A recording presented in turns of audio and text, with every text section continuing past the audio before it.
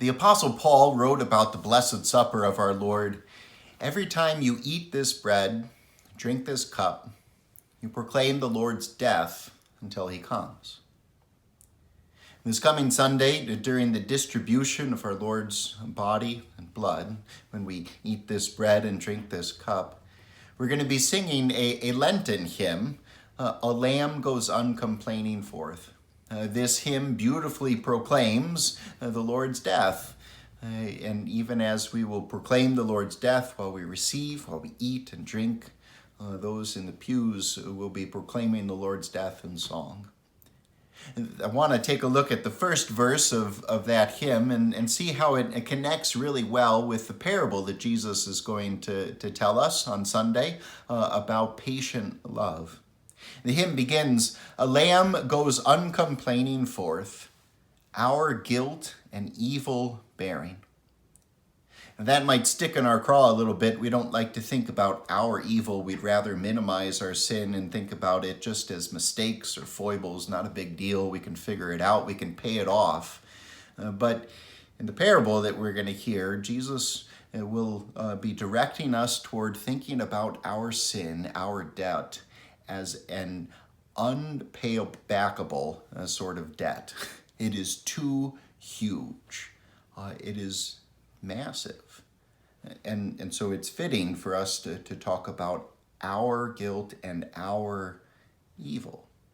Jesus went to bear that, and laden with the sins of earth, not just mine, but the whole world, laden with the sins of earth, none else the burden sharing, goes patient on, grows weak and faint, to slaughter led without complaint, without complaint. It's a really neat thing. The parable that we're going to hear comes after Peter tries to see what kind of cap you can put on forgiveness. He asks the question, how many times will I forgive my brother when he sins against me? 7 times? When do I get to stop? Because I'd rather not keep going. But Jesus goes to win our forgiveness on the cross, and he goes without complaint. He's not looking for a way out.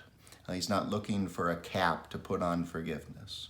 He's laden with the sins of the whole earth, and he goes without complaint.